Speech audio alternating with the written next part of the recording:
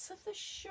Where did that time go? Oh, you see, we're very structured and we're managing our time very well here today. Yeah, that's true. Although I have to admit, I was just saying to Faye in our little break that I came into this today thinking, oh my god, what am I going to talk about for 2 hours? And then suddenly we're here and we're almost at the end now. And we're on Facebook Live again. Hello, everybody. Yes, Facebook Live. Now, let's talk about, what would you like to talk about for the last 20 minutes of the show? How do you want to inspire young people to become entrepreneurs, and why? Why would it be a good thing for young people to be inspired to become entrepreneurs? All they have to do is find a niche, love what they do, and it becomes a passion. It doesn't feel like work. Yeah. I think if I had any advice to anyone, not just young people, everybody out there, is that when you think of something and you think of an innovation, and you think of that niche that, you know, that you go off of, is that oftentimes entrepreneurs will be born from a pain. You know, if you look at, for example, way back when Ford became a thing, it was, you know, when buggies were still around. Oh, yes. Right? and people told Henry Ford that it wasn't going to be a success. And they treated him like he was an idiot, Exactly. but he was smarter than most of them. But it's such a timeless concept that, you know, entrepreneurs find solutions and they're the problem solvers. So, and I think anybody can be an entrepreneur, in a way. Yeah, they can. They've just got to want to be. Exactly. And I think it's not all roses and everything like that. You've got to put in the work. It's not an easy thing. And No. especially if you're a small business owner who is borderline, maybe even a micro business owner, even if it's just like a hobby business, for example. I see so many new businesses popping out of nowhere that are like baking businesses, for example. I keep seeing them all around my area, and I'm like, oh my god, you know, like some people make some incredibly creative things through baking, and some people call that a hobby business, but oftentimes that can even grow into a small business or a micro business. However, as an entrepreneur and a business owner, people don't think about the effort that goes behind it all. Oh, yeah. And the work that goes behind it, because you're not just a business owner, you're an accountant for yourself, you're a bookkeeper for yourself, you're a marketing agent for yourself. You have to network. You have to do everything. You have to do everything. Yeah.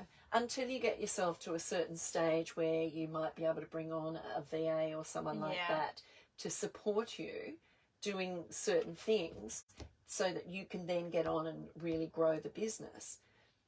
But there's no such thing as an overnight success. No, there's not. And there are people out there that think, you know, an overnight success, but they haven't seen the 5 years or the 10 years that they've been working behind the scenes to actually achieve what they've achieved, to make it work for them. Yeah. And I've watched quite a few startups grow and become really successful into the multi-million-dollar arena.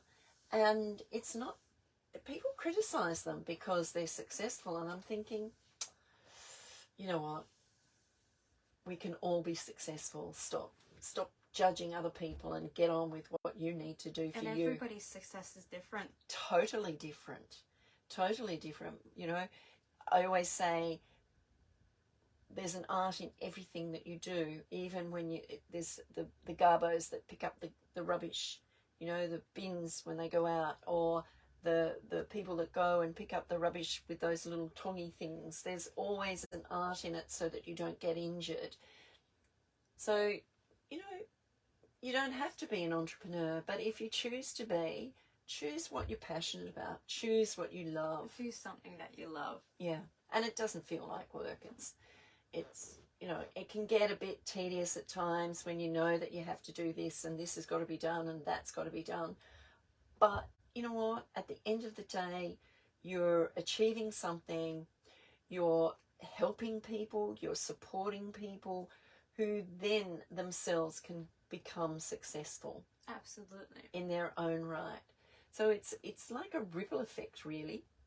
Absolutely, I agree with you. You can start somewhere, and then you get to know people who know people who know people who know people.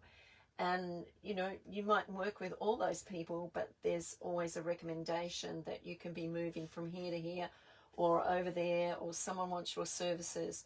I talk to so many people, and I always recommend that, oh, I know someone that you could talk to about whatever it is that you need to talk to them about. And, you know, it's all about sharing and caring and being kind. Yeah, I like the saying of giver's gain. You know, if you give, you're going to receive it back. Somewhere along the line, it doesn't necessarily, if you give to somebody, doesn't mean to say that you'll receive it back from them, but it'll come from It'll somewhere. come back from somewhere. Yeah. And that's the point of building relationships as well.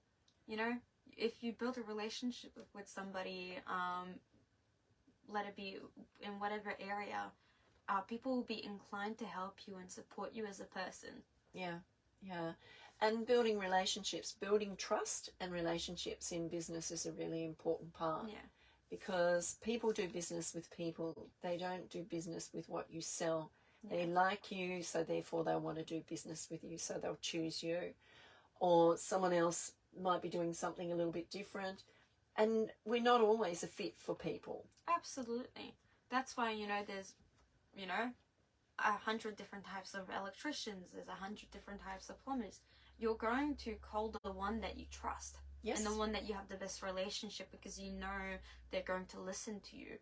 So it really comes down to finding the right solution for you, or finding the right solution for somebody else. If you know that they come to you and say, like, hey, I need this, and you know for a fact that's something you don't offer, you're going to put them onto the next trusted person that you know in a similar field. Yes, and you have to trust those people before you refer them on. So Absolutely. you have to know what they do and how reliable they are, and have a relationship with them so that you know that they're going to do the right thing by the person you've referred them on to. And sometimes, you know, you might know that person, but that person might not be a good fit. Yeah. With that other person, and that's the way it is sometimes. Exactly. But, you know, life goes on, and you, build relationships, create those contacts, those connections, create that trust, and people will want to connect with you. Absolutely. And if the thought of just having all of those background things that you have to do for running a business daunts you, if you make those connections and build those relationships with other people, suddenly you're not alone. You can ask that friend in business and say, hey, how did you process that in your accounting? And chances are they're probably going to help you and say, like, hey, this is what I did and this is what worked for me. So it's making friends in a way, you know? Yeah, it is making friends. And it's also not reinventing the wheel. Because if there's someone doing something that you need to do, ask them. Find out how they're doing it. Exactly. So that you can jump on the bandwagon, or you can do the same thing. You don't have to be doing what they're doing, but you know how to structure it. Well, that comes down to two main things. It comes down to either disruptive innovation or sustainable innovation. Because if you have an idea that's going to reinvent the wheel, then it's going to reinvent the wheel, right? But that's not the only type of entrepreneurship you can do. You can take something and refine it, and you would still be an entrepreneur. Absolutely. And you look at what's not in the marketplace that needs to be there, a niche. It can be in any area, and you could create something and develop something that is needed, but no one's realized it or recognized it until you start creating it and people start using it. Absolutely. Making people's lives easier. Exactly. Gosh, I like this. I like this too. I think this is good. We could go for another hour, couldn't we? We probably could, couldn't we? I think we could. We don't have much time. Now, if you were to give some tips to anyone who is thinking of starting up a business or wanting to become an entrepreneur, what would you say to them? I would say to them, be brave. Take the chance, take that leap. If it doesn't work out in the way that you imagined it to work out, that's okay. And you're going to change things and tweak things and adjust things as you go along. So if you have this big grand plan of, having your product be in that exact way, sometimes it won't happen. Like, look at me and my want to have an app. I know for a fact that I probably will have to make an interactive PDF first before I can actually go into that app development stage, and that's okay. Because I know eventually I will work towards that end goal of making what I want, the way that I want it. And it doesn't matter if it will take, a month or a year, because it's something that I'm working towards. So just be brave and take that leap of faith in a way. Yeah, and try that, the first thing first. And you get to play with that and you think, oh, well, when there's an app, that can happen and that can happen. Yeah. So you're playing around with things and learning how you can make the app even better than you thought you were going to make it in the first place. So it's trial and error. I was just going to say, at the end of the day, the entrepreneur is a journey of trial and error. You're going to create something, it might not work. That's completely okay. It's kind of like, doing science. An experiment isn't going to always work out the way that you want it to. But when you look back at it and you look back at the steps that you took to do that, you'll be able to look at it from a different lens and see where you need to change to get to where you want to be. And I think that's exactly that core feeling of being an entrepreneur. It's about that adapting. Yeah. Well, you have to adapt. You have to have that flexibility. You have to have an open mind. Yeah. Not a closed mind, because if it doesn't work, look at something else, the way you can make it work. There's always something out there. There's always a conversation you can have with somebody.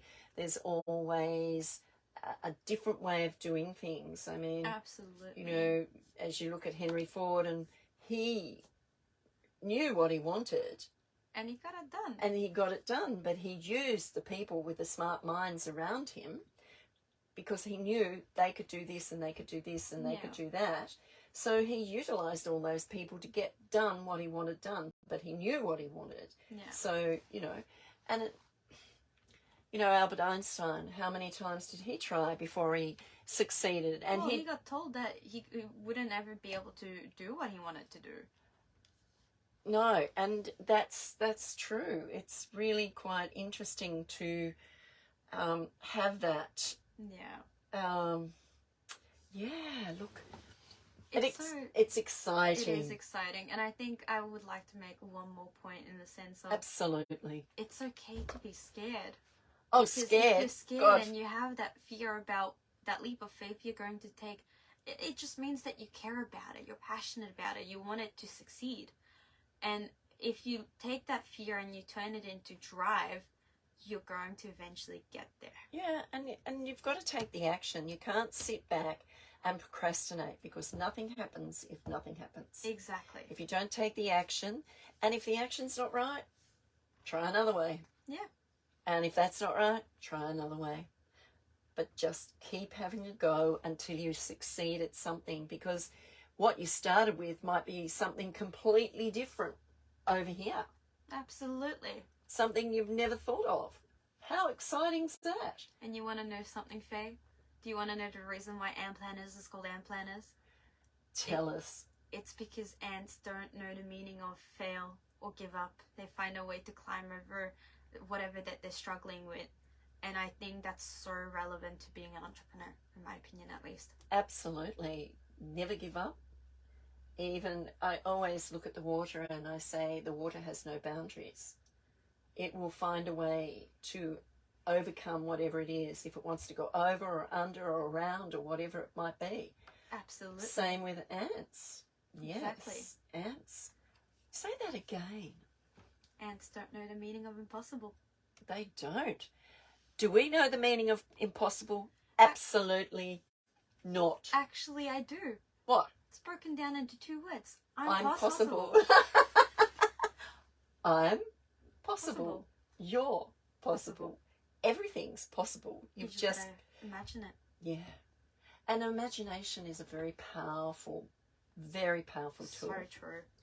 You can, as you were saying really early on, even before the show started, you were laying at 1 o'clock this morning or something and you thought of something. Mm-hmm. Oh, I have to write that down. Yeah.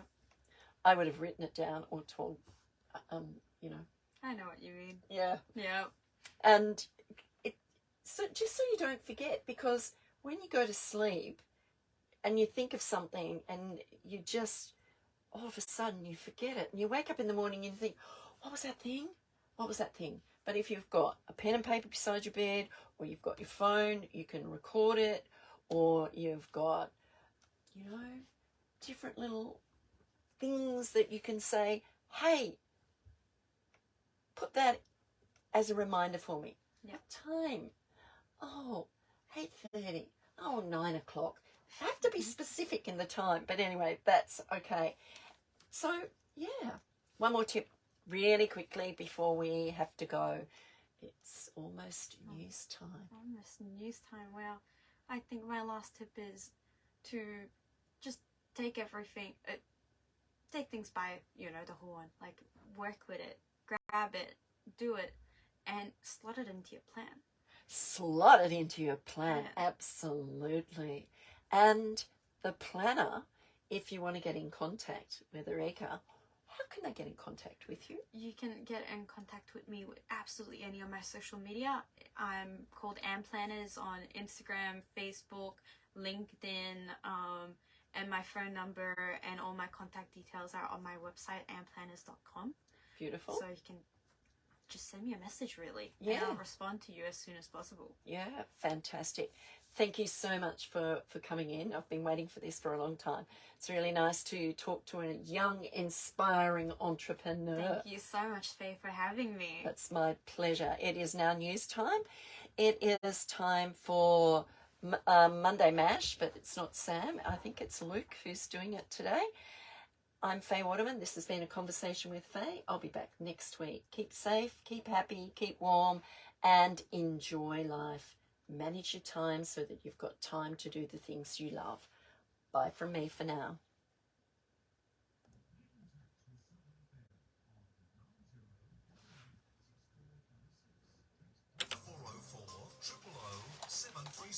He's taken it on in the other studio, so I don't have to worry about it, so that's good. Perfect. Yeah, perfect. Just let me do something. And I was going to do something on the computer here a minute ago, but there was someone playing with it because they can do it remotely. Yeah.